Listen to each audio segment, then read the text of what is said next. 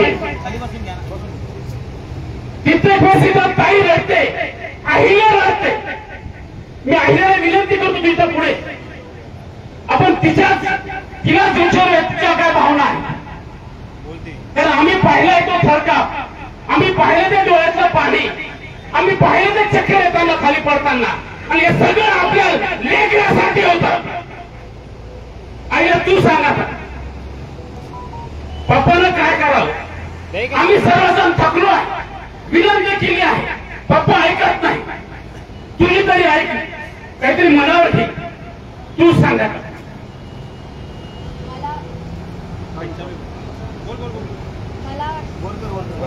मला वाटतं की माझ्या बाबाने आता उपोषण सोडावं। जर जीव असेल तरच पुढे लढू शकतो, म्हणून माझ्या बाबांना फक्त इतकीच विनंती आहे की आता थांबावं आणि नंतर पुन्हा नियोजन करावं। पाहिलं सगळे आताच पप्पा मला तुम्ही हवे, मला आरक्षणही पाहिजे आणि तुम्ही पाहिजे, या समाजासाठी एक दिशादर्शक मल्हार योद्धा पाहिजे, हे लहान लेकरू म्हणतंय। आणि म्हणून मला असं म्हणजे बसून चालणार नाही, तुम्हाला इथं विनंती करायला लागणार आहे। दीपक भाऊला उभे राहून तुम्हाला विनंती करणार आहे की भाऊ आता तुम्ही थोडस आमच्यासाठी थांबा, आपण अल्टिमेटम देऊया सरकारला, आणि ह्या पुढची दिशा भाऊ तुम्हाला सांगेल।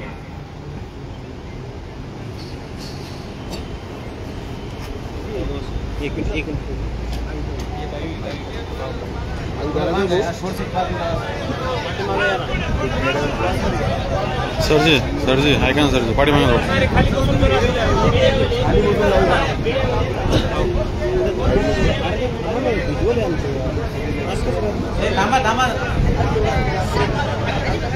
पलीकडून या ना म्हणा समोर।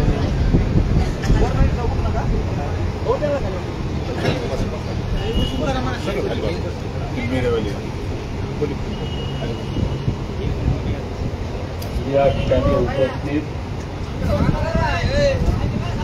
सर्वच वडीलधारी मंडळी, श्री मल्हार मावळे, अहिल्या नाईंचं देखील, आणि जे माझं ऐकत सर्वांना मानाचा जय मल्हार।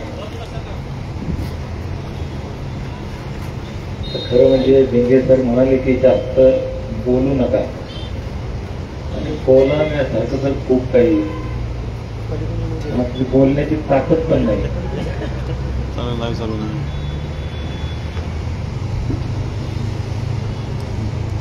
याच्यातून बाकी लोक येतील ना व्हिडिओ, खूप बोललो, याच्यातून बाकी लोक व्हिडिओ येतात। 2 दिवसापासून जरा आवाज कमी झाला होता, बोलू। सगळ्यांची इच्छा आहे ना हळूहळू बोलू,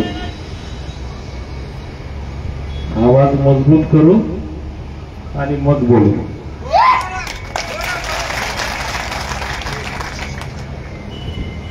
या ठिकाणी खूप मोठा संघर्ष उभा राहिला,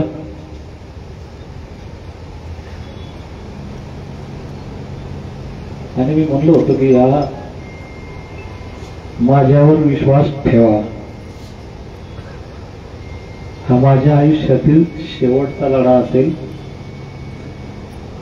धनगर जमातीच्या आरक्षण लढ्याच्या इतिहासातील शेवटचा लढा असेल। लढा संपलाय का? मला वाटतं लढा सुरू झाला।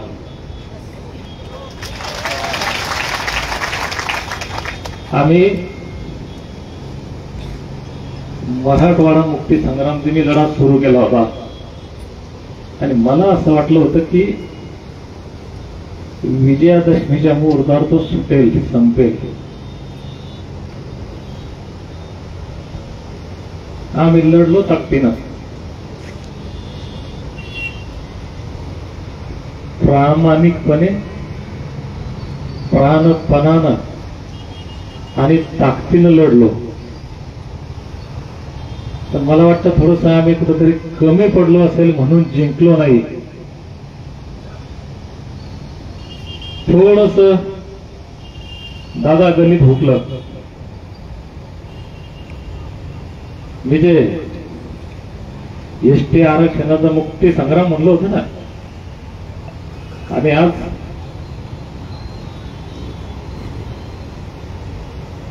विजयादशमीला मुहूर्त. रडणार नाही, रडून नाही होणार. रडायचं नाही, आता लढायचं.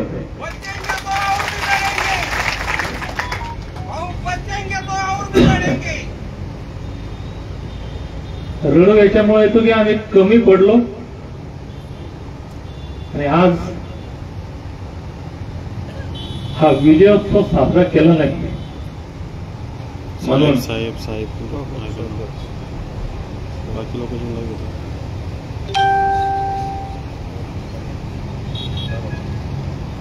माईक थोडा खाली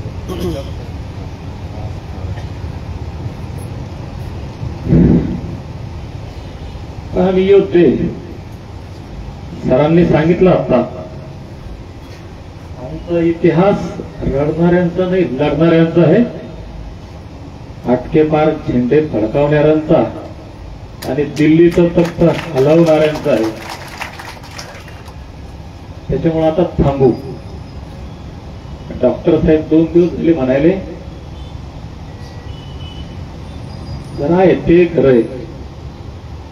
तर कोण काय म्हणतं, डॉक्टर काय म्हणतो त्याच्यापेक्षा मला समजतंय की प्रॉब्लेम आहे. म्हणून तुम्ही सगळे म्हणतात म्हणून आहेच, पण मला सुद्धा मारायचं नाही, जिंकायचंय. आणि मला माहिती आहे, मी बोललो होतो, माझा श्वास थांबेपर्यंत हा लढा शांततेनं जिंकू. श्वास थांबल्यानंतर काय होईल सांगता येत पण नाही. आपल्याला ते करायचंच नाही सर. मला लय लोक बोलले त्या दिवशी, एवढा मोठा जनसागर इथं आला. माझ्या डोक्यातले टेन्शन्स वेगळे होते. ते कदाचित कोणाला ते माहित नाही. ज्यांना माहिती आहे त्यांना त्याची जाणीव आहे की काय काय घडलं, कसं कसं घडलं. त्यात तिकडं मला जायचं नाही. पण मी जर आतापर्यंत काही यश मानत असेल तर खऱ्या अर्थानं अविश्वसनीय, अद्भुत आणि ऐतिहासिक असा जनसागर या ठिकाणी एकत्र आला. या राज्यानं नाही तर या देशानं पाहिलं असं पिवळं वादळ ज्या शांततेनं एकत्र आलं, त्याच्यापेक्षा मोठी गोष्ट की त्या शांततेनं ते परतलं, निवळलं. आणि नंतर सुद्धा लोकांनी काही बोलले, काही नाही बोलले. लोकांच्या मनात होते भावना. 8 दिवस वेळ दिला, कशाला दिला, कशाला निवेदन, कशाला ढोल वाजव. इथं बरेच लोक माझ्यापेक्षा फार मोठे, ज्यांचं योगदान या लढ्यामध्ये फार मोठं आहे. पण माझ्या तरी पाहण्यामध्ये पहिल्यांदा असं घडलंय की एका जागी युद्धाला तोंड फुटतं, युद्धभूमी एक आहे, या युद्धाचं नेतृत्व करणारा सेनापती एक आहे, आणि या युद्धभूमीतून एक, आता युद्धभूमी म्हणल्यावर फरमान म्हणावं लागेल, पण मी विनंती म्हणतो, मी विनंती केली होती. एकाच टायमाला राज्यभरात आंदोलन होतं. अरे आमचा धनगर बांधव त्या आमदारा खासदारापुढे कधी जात नव्हता दादा बोलायला, साहेब आमच्या आरक्षणाचं काय. ढोल वाजवत, डफळे वाजवत गेले ना त्याच्या दारापुढं. हे बी इथे असं पहिल्यांदाच घडलं ना, आले ना आमच्या दिनमध्ये. आमचे पोरं रस्त्यावर उभे राहायला भेट होते. काल अडवले रस्ते, कुठं पोलिसांनी 10 मिनिटं अडवले असते. समजा पोलिसांनी दादागिरी असते. पोलिसांना, मी पोलीसच आहे, पोलिसांचे आभारही मानले, पण काल पोलिसांनी आमचं मन थोडंसं दुखवलं. या ठिकाणी दादागिरी केली, ते या जालना जिल्ह्यातच दादागिरी केली. अरे मी पोलिसांची भाषा बोलतो, पोलिसांसाठी बोलणारा महाराष्ट्रातला या देशातला पहिला माणूस असेल दीपक बोराडे, की ज्यानं 7 दिवस तुमच्यासाठी पोट जाळलं, रक्त जाळलं. आम्ही तुम्हाला समजून घेतो, तुम्ही आम्हाला समजून घेत नाही. एखादा नालायक असतं, त्या नालायकाचा बंदोबस्त केला जाईल. बाकी पोलीस डिपार्टमेंट चांगलं आहे. दादा 2-2 तास रस्ते अडवले ना, हिमतीनं अडवले बरं का. याच्या अगोदर अडवणं वेगळं होते. काल हिमतीनं अडवली. हिंमत धनगरामध्ये आली की नाही आली?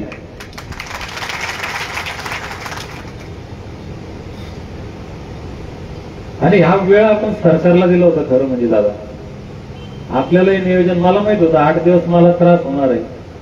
मला सल्ले द्यायचे लोक, दीपक भाऊ हे करा ते करा. पण लढा हा प्रामाणिकपणाचाच शेवटाला जातो. म्हणून आपण त्या प्रामाणिकपणे सगळं केलं. आपण समाजालाही वेळ दिला नियोजन करायला, सरकारलाही वेळ दिला. आता चर्चा गणेश दादाने यांनी सांगितल्या, सरकारसोबत चर्चा झाल्या वगैरे वगैरे.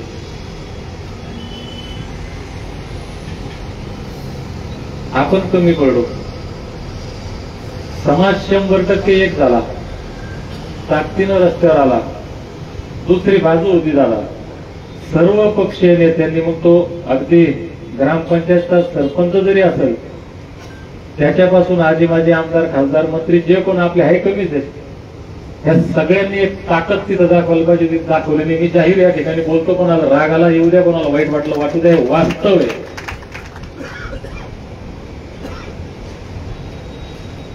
म्हणजे ज्या भावनेनं, ज्या वेदनेनं हा समाज जितक्या ताकदीने एकत्र आला, त्या ताकदीनं तिथं दबाव झाला नाही. तो दबाव होईल झाला. सगळे म्हणतात चला मुंबईला. सोपं नसतं. मी तर पहिल्याच दिवशी सांगितलं, मी बैठक घेतली, लोक म्हणे मुंबईत झाला. त्या दिवशी म्हणलं असतं लोक आले असते का? मला 8 दिवस रक्त इथं जाळावं लागलं. त्यावेळेस 24 तारखेला समाज जमा झाला. आता आपण जर म्हणलं चला मुंबईला आत्ता येतील, मी जर म्हणलं अँब्युलन्स माझ्या डोक्यात असलं होतं सर, अँब्युलन्स मध्ये बसायचं, मुंबईला जायचं, मारायचं आहे ना, मुंबईत जाऊन करू. पण नुसतं मरूनही लढाई जिंकता येणार नाही. सरकारला हेच पाहिजे. ज्यांच्या डोक्यात शेकुनी कारस्थान चालू आहे ना, त्यांना हेच पाहिजे की दीपक बोराडेने तडका फडकी रागात निर्णय घेतला पाहिजे, मुंबईत आला पाहिजे, धनगरांनी काहीतरी गोंधळ केला पाहिजे, लाठीचार्ज झाला पाहिजे, गोळीबार झाला पाहिजे, 5-25 मेले पाहिजे, आंदोलन संपलं पाहिजे. पटतंय का? अरे असं वाटतंय लोकांना. तसं होऊ द्यायचं का? आता या क्षणापर्यंत तसं झालं नाही. एक लाठी कुठं पोलिसांना मारायचं काम पडलं नाही. आपण कुठं कायदा मोडला नाही. कारण आज 2 ऑक्टोबर आहे, गांधी जयंती. आणि आज विजयादशमीचा मुहूर्त. मी खूप गोष्टी आहेत लय बोलण्यासारखे. हे 17 सप्टेंबर फक्त मराठवाडा मुक्ती संग्राम नाहीये. या देशातील आद्यमहिला वीरांगना, स्वातंत्र्य वीरांगना भीमाई होळकर यांची जयंती होती. आणि कदाचित हे कोणालाच माहित नाही. आज सांगतो मी,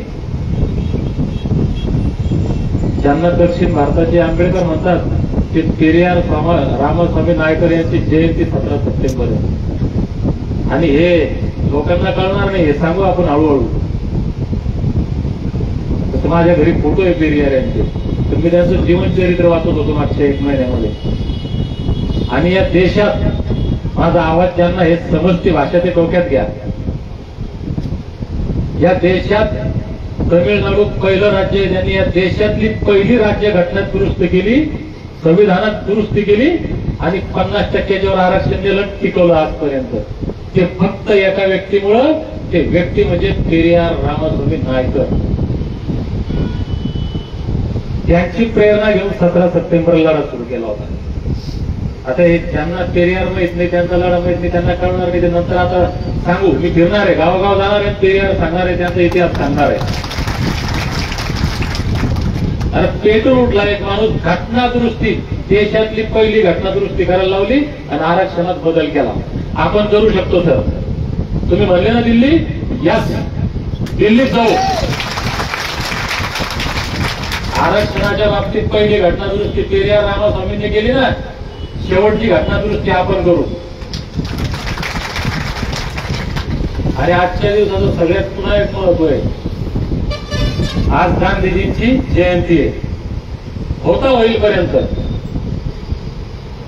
जिथपर्यंत होईल तिथपर्यंत आपण गांधीजींच्याच मार्गाने जाऊ.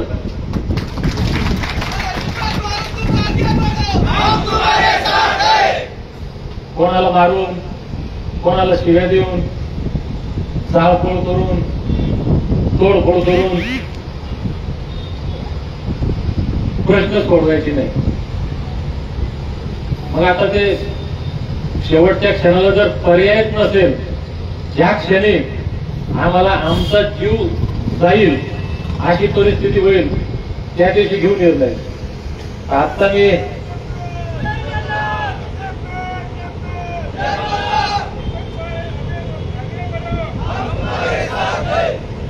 आपण म्हणतो स्वातंत्र्य लढा, क्रांतिकारकांचं योगदान आहे, 100% योगदान आहे. इंग्रज जितके बंदुकीच्या गोळीला घाबरले, तितकेच महात्मा गांधींच्या अहिंसेलाही घाबरले. म्हणून पहिले आपण महात्मा गांधीजींच्या मार्गाने जाऊ. शेवटचा मार्ग मग चंद्रशेखर आझाद, सुखदेव राजगुरू, नेताजी बोस शेवटचे आहेत ना. पहिला मार्ग आपण गांधीजींचा अवलंबू. सरकारसोबत आमची बातचीत झाली. अजूनही मी फडणवीस साहेब म्हणतो. अजूनही आमच्या बॅनरवर त्यांचे फोटो चांगले गुबगुबीत, गोरे गोरे गाल चंपूर आले. अजूनही आमच्या मनात गणेशदादा त्यांच्या तोंडाला काळ्या लावण्याची इच्छा आलेली नाहीये. कारण अजूनही आम्ही आशावादी आहोत. लोक मला म्हणतात देवा भाऊ म्हणायचं. आता देवा भाऊ म्हणू ना. जोपर्यंत आम्ही आशावादी आहे, जोपर्यंत वाटतं की धनगरांनी केलेल्या उपकाराची जाणीव ठेवून देवेंद्र फडणवीस आमच्या उपकाराची परतफेड करतील, धनगरांना दिलेला शब्द पाळतील, ही आशा जोपर्यंत आमच्या मनात आहे तोपर्यंत आम्ही त्यांना आदरणीयच म्हणू. ज्या दिवशी आमच्या मनाचा विश्वास तुटेल आणि आम्हाला वाटेल की आता हे शक्य नाही, त्यांनी 2014 पासून आतापर्यंत आम्हाला फसवलंय आणि पुढेही फसवणार आहे, त्या दिवशी आमची भाषा आणि आमचा सगळाच अवतार बदलून जाईल. मग मी म्हणत असतो धनगर भोळा आहे.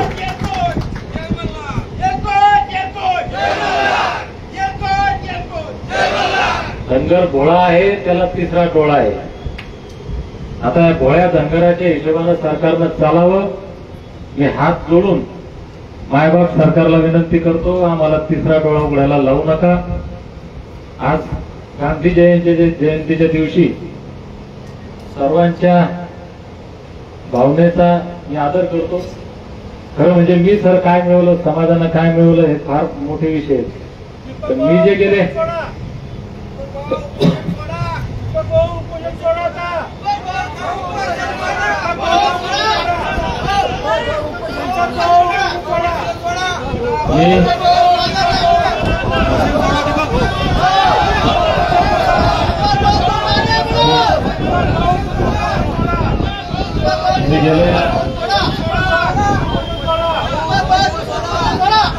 मी गेल्या 10-12 वर्षांपासून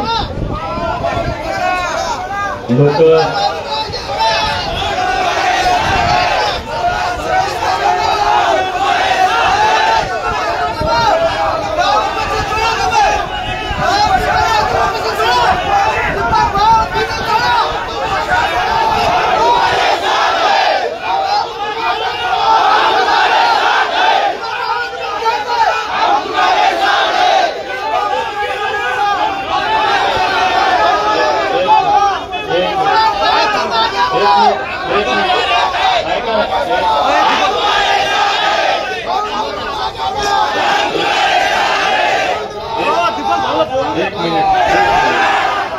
एक मिनिट मी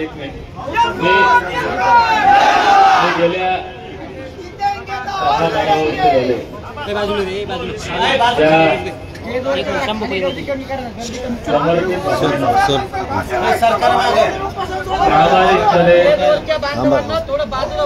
गेले 2 मिनिटं मागत होता. नाही दादा, हे दादा मागत ऐका ना, 1-2 मिनिटं. अरे ऐका ना, अरे माझं बोलणं होत आहे दादा, ऐका ना. अरे ऐका, गेल्या 10-12 वर्षामध्ये किंवा अगोदरच्याही काळामध्ये जे लोक मला ओळखतात, ज्यांना माझा स्वभाव माहिती आहे, त्या सर्वांना माहिती आहे की मी चुकीचं काम आयुष्यात करत नाही, लाचारी आयुष्यात करत नाही, कुणाच्या आमिषाला, प्रभावाला, दबावाला बळी पडत नाही. आता सरकारसोबत सगळ्या प्रकारच्या बातचीत झाल्या. मी सरकारला इथं जाहीर मंचून सुद्धा बोललेलो आहे, मी भाजपचा समर्थक नाही, मी भाजपचा कार्यकर्ता नाही, परंतु मी सांगितलं की तुम्ही आमच्या लेकरा बाळांचं कल्याण करा, आम्ही तुमचा फुकट प्रचार करतो.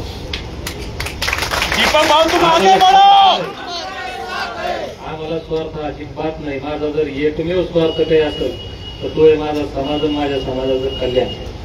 हमारा नेता कैसा हो, हमारा नेता कैसा हो, तुम आगे बढ़ो, तुम आगे बढ़ो, उपोषण सोडवा, उपोषण सोडवा, उपोषण सोडवा, उपोषण सोडवा.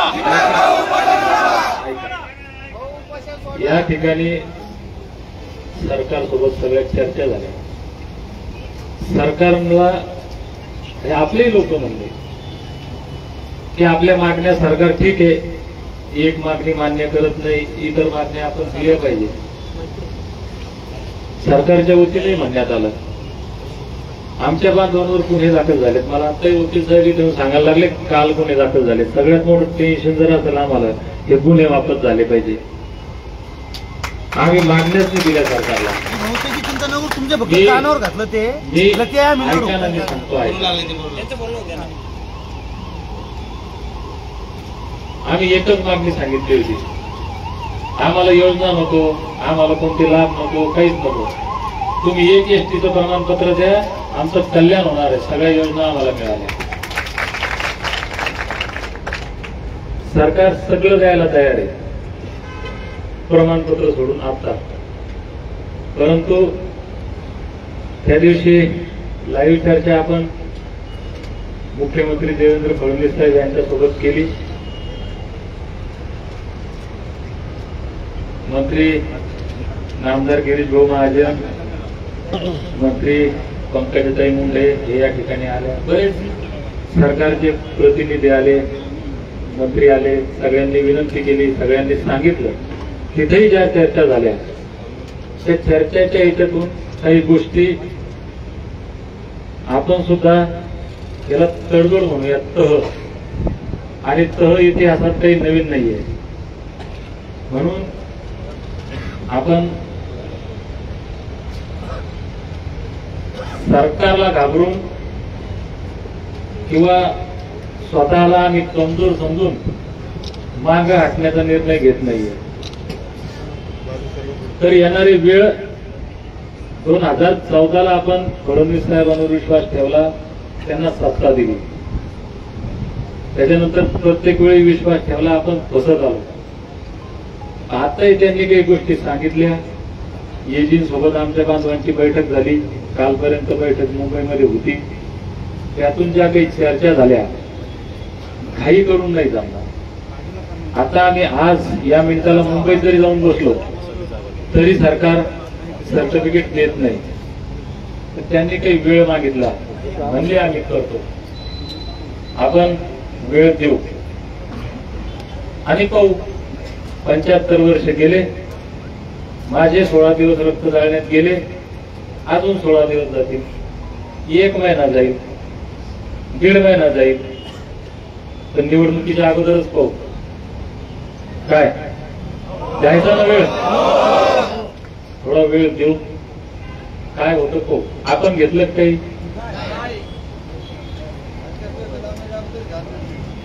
आपण थोडस तह पण नाही केला, तडजोड पण नाही केली. फक्त लढाईला आपली बाजू थोडी कमजोर झाली, शारीरिकदृष्ट्या थोडी कमजोरी आली, ती भरून काढू. माझ्या डोक्यात असं होतं सर, म्हणजे मला खरंच राग आला होता. अँब्युलन्स मध्ये बसायचं, सरळ मंत्रालयाकडे जायचं, महाराष्ट्रातून किती गाड्या मागे येतात ते पाहायचं आणि दाखवायचं तिथं मंत्रालयात जाऊन की धनगर खरोखर आता भोळा राहिलेला नाही, याला तिसरा डोळा उघडलेला आहे. तर त्यालाही झालं नसतं. बांधवांना जाऊ, तुमची इच्छा आहे मुंबई जायची, 100% जाऊ. सरकार म्हणलंय मुंबई छोटी आहे, आपण दिल्लीला जाऊ. आणि तुम्हाला एक खरंच म्हणजे माझ्या आयुष्यात सर, म्हणजे हे इतकं प्रेम महाराष्ट्रातून मिळालं, लोक म्हणून राहिले, मला मोठेपणा नाही याचा, पण आपण केलेल्या कामाचं कुठंतरी चित झाल्याचा आनंद असतो. पण जितकं प्रेम या महाराष्ट्रातून दिलं ना लोकांना 16 दिवसात, त्याचा आनंद झाला नाही, याच्यापेक्षा जास्त आनंद मला एका गोष्टीत झाला. तुम्ही म्हणसान की झालं महाराष्ट्रानं डोक्यावर घेतलं नाही, पोरगा याच्यात सुटणी दुसऱ्या काय स्थित झालं. मला बिहारहून फोन आला, मला उत्तर प्रदेशहून फोन आला, मला कर्नाटकातून फोन आला, मला दिल्लीतून फोन आला, मला नेपाळच्या एका बांधवाचा फोन आला आणि म्हणले दीपक भाई हम आपके साथ है.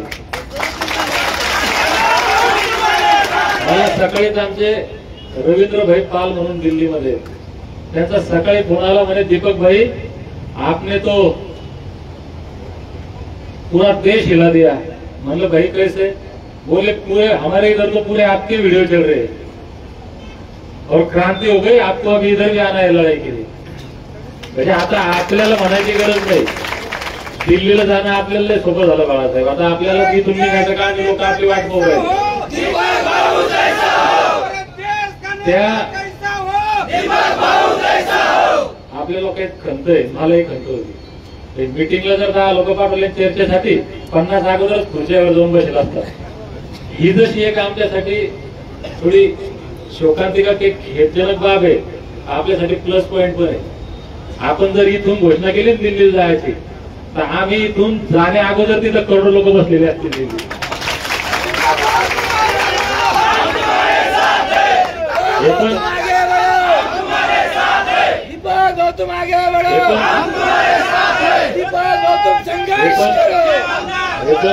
पण स्पिरिट आहे, ही पण समाजाची जागृती आहे आणि फार मोठी उपलब्धी असं मी मानतो. म्हणून आपली लढाई जारी राहील, सरकारसोबत डायलॉग बी जारी राहील, बंद नाही करणार आम्ही. ऐकून घ्या ना. आता सरकारनं आपल्याला चर्चेचं निमंत्रण दिलेलं आहे, आम्ही शिष्टमंडळ पाठवलं होतं, आपण चर्चेचे दार बंद केलेले नाहीत. सरकारच्या वतीनं आम्हाला काही मिळेल ही आशा अजूनही आम्ही सोडलेली नाही. या ठिकाणी मुख्यमंत्री महोदय ज्या पद्धतीने लाईव्ह बोलले, माझ्याशी बोलले, अशा भावना त्यांनी व्यक्त केल्या. एकदा आपण विश्वास ठेवू, थोडासा श्वास घेऊ.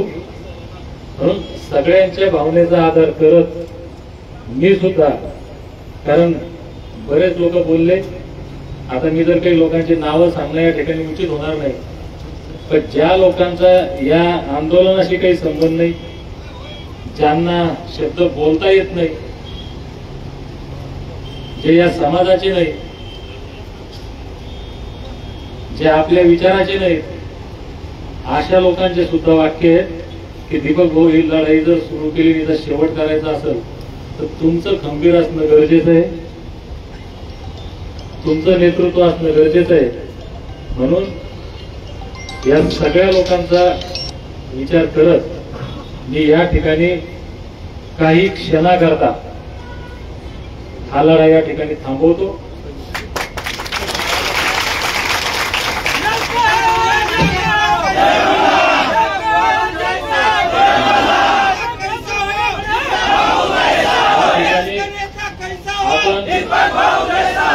सरकारच्या वतीनं म्हणजे एक उपोषणाचं पण एक फार मोठं हे असतं की एखाद्या मंत्र्याच्या हाताने उपोषण सोडलं पाहिजे. आमदार खासदार सर जर आपण म्हणलं असतं तर या मंडपात जितके लोक इतके प्रतिनिधी आले असते. आता ते विचारायचं आपल्यावर प्रेम आहे नाही येतो नंतरचा भाग, पण ते इथं सगळ्या पक्षाचे सरकारमधले आमदार खासदार मंत्री सगळे आले असते, तर आपण कोणाच्याच हातानं उपोषण सोडणार नाही. आपण उपोषण सोडू आपल्या हातानं, समाजाच्या हातानं. तर सरकारच्या हातानं जर सरकारनं सर्टिफिकेट दिलं असतं तर सरकारच्या हातानं उपोषण सोडलं असतं. आपल्याला सरकारनं सर्टिफिकेट दिलेलं नाही, आपली लढाई संपलेली नाही, म्हणून आपण त्यांच्या हातानं उपोषण न सोडता आपण ज्या स्वाभिमानाने इथपर्यंत आलो त्या स्वाभिमानानं थांबूया. त्याच स्वाभिमानानं आणि ताकदीनं पुढचं नियोजन करूया. मी या ठिकाणी काही दिवस वैद्यकीय उपचार घेतो, हॉस्पिटलला जातो आणि येणाऱ्या काळात निश्चितपणे मी आता या ठिकाणी पुन्हा एकदा मीडियाच्या, सोशल मीडियाच्या माध्यमातून काही लोकांचा माझ्यावर राग असेल, ज्यांना माझ्या वागण्यामध्ये काही चुकी वाटली असेल त्यांची या ठिकाणी मी जाहीर माफी मागतो. कुणाचाही मन दुखवणे, कुणालाही कमी लेखणे हा माझा अजिबात हेतू नव्हता. काही लोक म्हणत असतील की हा एकेकोर आहे, एकट्याची जगवतो, तोही माझा उद्देश नव्हता. हा लढा उभा करण्यासाठी जे जे मला करणं गरजेचं वाटलं ते मी केलं. कसल्याही प्रकारचा आकस, कसल्याही प्रकारचा जेव्हा कुणाविषयी राग माझ्या मनात नव्हता. मी आज अत्यंत विनम्रपणे सांगतो, मी नेहमी म्हणतो, बांधवांनो, एकानं काहीच होत नाही, एकीनं काहीही होऊ शकतं. आणि मी म्हणलो होतो की हा शेवटचा, अजूनही मी माझ्या वाक्यावर कायम आहे, मी माझ्या भूमिकेवर ठाम आहे. हा धनगर जमातीच्या एसटी आरक्षण लढ्याच्या इतिहासातील शेवटचा लढा होऊ शकतो जर तुम्ही सगळे सोबत असाल तर.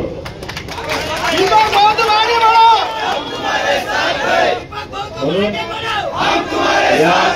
या 16 दिवसाच्या काळामध्ये कळत न कळत माझ्याकडनं कुणाच्या भावना दुखवल्या गेल्या असतील, कुणाचं मन दुखवलं गेलं असेल, मी कोणाला मोठेपणा देऊ शकलो नसेल, कोणाचं नाव घेतलं नसेल, काही लोकांना वाटलं मला बोलू द्या, मी बोलू दिलं नसेल, ते माझ्या मजबुरी मला माहिती आहेत. मी आता ते कारण सांगणार नाही, परंतु कारण जे नेमलेत, मी बहाणे करत नाही, खोटं बोलत नाही, आयुष्यात कधीच खोटं बोलत नाही. म्हणून माझ्या काही मजबुऱ्या होत्या, परिस्थिती तशा होत्या, त्याच्यामुळे मला तसं वागावं लागलं. तरी सुद्धा मी सर्वांची या ठिकाणी माफी मागतो आणि एक नम्र विनंती करतो, बांधवांनो, हा लढा माझा एकट्याचा नाही, मी एकटा लढू शकत नाही. म्हणून ज्याला ज्याला या लढ्यामध्ये जे जे योगदान देणं शक्य असेल, ऐकणारे महत्वाचं बोलतो दादा, ऐका, मी बोलणारच आहे पुढं, तर ज्याला ज्याला ज्या ज्या पद्धतीनं योगदान देता येईल त्यानं ते द्यावं. सर्वात महत्वाचं योगदान मी हात जोडतो माझ्या तरुणांना. मीडियावाले भाऊ माझ्या समोर आहे, वाईट वाटू देऊ नका, परंतु मीडियाने थोडासा आमच्यासोबत भेदभाव केला, याची खंत आमच्या मनामध्ये आहे. मी विनंती करतो, येणाऱ्या काळात ही आमची खंत दूर करा. प्रामाणिकपणे हे सगळे सारखे नाही. आता तुम्ही म्हणता काही बांधव आमच्या, म्हणजे मी नाव कोणालाच ठेवत नाही, त्याचे कारण काय असतील मला माहिती नाही, परंतु भेदभाव झाला, थोडासा अन्याय आमच्यावर झाला मीडियाकडनं. मी नम्र विनंती करतो की येणाऱ्या काळात तो अन्याय आपण दूर करावा. पण सगळ्यात महत्वाचं माझं वाक्य आहे, आपली मीडिया, सोशल मीडिया. सोशल मीडियानं क्रांती घडवली. शेजारी नेपाळमध्ये पाहिलं, हे उपोषण, हे आंदोलन, हे युद्ध वाढवण्यामध्ये सोशल मीडियाचा रोल आहे. 24चा मोठा मोर्चा करण्यामध्ये सोशल मीडियाचा रोल आहे. आणि उद्याच्या विजयामध्ये सुद्धा या सोशल मीडियाचाच रोल असला पाहिजे. म्हणून तरुणांनी सजग राहावं. निश्चितपणे आपण पक्षाचा, नेत्याचा, संघटनेचा उदो करतो ते जरूर करावं. पण जोपर्यंत ही लढाई लढत नाही तोपर्यंत त्या पक्षाला सुद्धा कळलं पाहिजे की धनगर समाज नाराज आहे, त्या नेत्याला सुद्धा कळलं पाहिजे की धनगर समाज बिथरलेला आहे, त्या पार्टी संघटनेला सुद्धा कळलं पाहिजे की आता धनगर जर शांत झाले नाही, यांचा राग जर निवळला नाही तर आपलं काही खरं नाही. म्हणून तुमचा राग कायम राहणं गरजेचं आहे. त्याच्यासाठी सोशल मीडियावर आंदोलन चालू ठेवा. आता आणखी बोलत राहू. आज मी भरपूर बोललो, खूप बोललो. मी आता हॉस्पिटलला जाईल,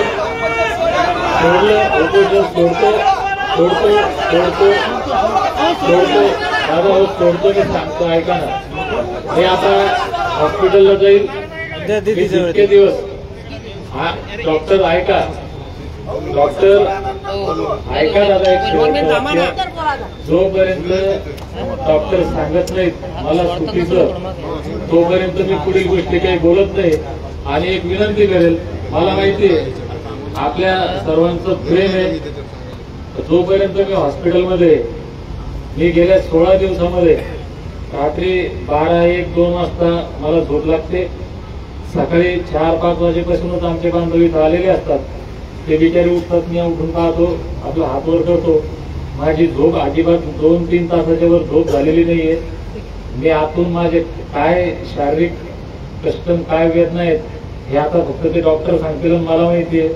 त्याच्यामुळे आता मला खरोखर आरामाची गरज आहे. त्याच्यामुळे हॉस्पिटलवर कोणी नाही आलं तर मला वाटतं ते माझ्यासाठी चांगलंच होईल. म्हणून जोपर्यंत मी हॉस्पिटलच्या बाहेर येत नाही, शक्यतो मला भेटायला येणं टाळलं तर बरं होईल. मी ज्या दिवशी ठणठणीत बरा होऊन बाहेर येईल तर मी तुम्हाला शब्द देतो, तुमचा वेळ आणि तुमचा पैसा आता खर्च करू नका. मी तुम्हाला प्रत्येकाच्या गावात भेटायला येईल.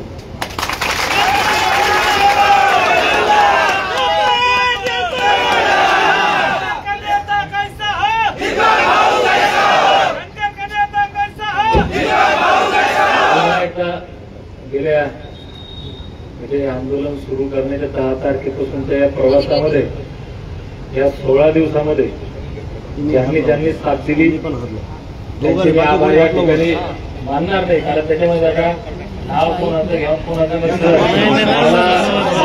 म्हणायचे माझी टीम, सर माझी टीमच नव्हती.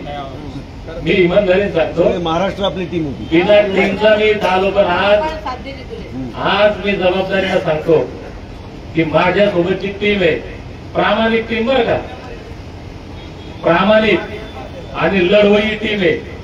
आज या टीमची तुलना कोणाशीच करता येत नाही. म्हणजे मला अपेक्षा होती की मला काही मावळे मिळाले पाहिजे. मला मावळे तर भाऊ महाराष्ट्र मावळा किती मिळाले, सरदार मिळाले, सरदार. म्हणजे हजार मावळ्याची, लाख मावळ्याची बरोबरी करणारे सरदार मिळाले.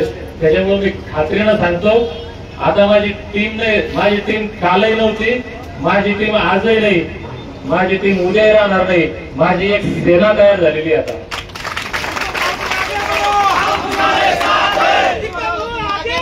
आणि टीम अशी मोजकी असते, सेनेचं मोजमापच नाही. तर आता ही सेना नक्की इतिहास घडवण्यासाठी सज्ज झाली. म्हणून परत एकदा सर्वांचे आभार न मानता सर्वांना विनंती करेल की बाबा हो, तुम्ही ज्या पद्धतीनं, ज्या ताकदीनं आपला वेळ पैसा खर्च करून या लढ्यामध्ये सहभागी झाले, हा लढा कायम याच ताकदीनं लढण्यासाठी आपण सोबत राहूया, सोबत लढूया आणि जिंकूया. धन्यवाद. जय माता. हमारा नेता कैसा हो, दीपक भाई तुम आगे बढ़ो, दीपक भाई तुम आगे बढ़ो. या ठिकाणी आईल्या बेटी आपल्या दीपक भाऊ म्हणजे आपल्या वडिलांचे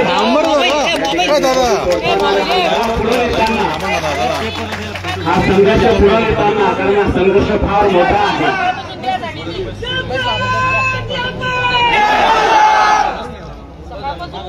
विजय भाऊ तुम आगे बढ़ो.